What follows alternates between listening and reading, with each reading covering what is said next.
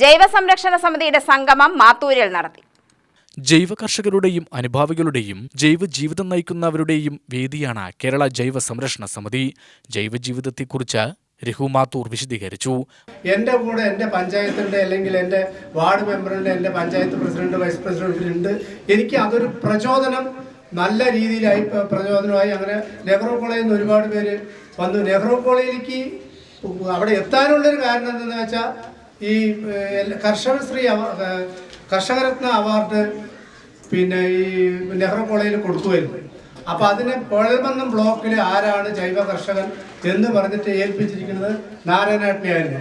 അപ്പം നാരായണേട്ടൻ ഈ കുഴൽമന്നം ബ്ലോക്കിൽ 7 പഞ്ചായത്ത്, പെരുങ്ങോട്ടുകുറിശി, കോട്ടായി, മാത്തൂര്, കണ്ണാടി, തേങ്കുറിശി, കുഴൽമന്നം, പുത്തനൂര്, ഈ 7 പഞ്ചായത്തിൽ പോയിട്ടും ജൈവ കർഷകരെ കുറിച്ചിട്ട് കിട്ടിയില്ല. അങ്ങനെ മാത്തൂർ പഞ്ചായത്തിൽ വന്നപ്പോൾ ഇങ്ങനെ ഒരു ജൈവ കർഷകനെടുത്ത് ബഹുമാനപ്പെട്ട പഞ്ചായത്ത് പ്രസിഡന്റ് പറഞ്ഞു, അതുപോലെ തന്നെ കൃഷി ഓഫീസർ പറഞ്ഞപ്പോൾ അങ്ങനെ കർഷക രത്ന പുരസ്കാരം നെഹ്റു കോളേജിൽ വെച്ചിട്ട് എനിക്ക് കിട്ടുകയുണ്ടായി.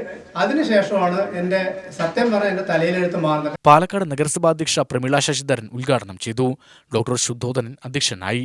ഗ്രാമപഞ്ചായത്ത് പ്രസിഡന്റ് പ്രവിത മുരളീധരൻ, കർഷക അവാർഡ് ജേതാക്കളായ സ്വപ്ന ജെയിംസ്, ഭുവനേശ്വരി, സമിതി സെക്രട്ടറി രാജു മലമ്പുഴ, രാജു സുബ്രഹ്മണ്യം എന്നിവർ പ്രസംഗിച്ചു.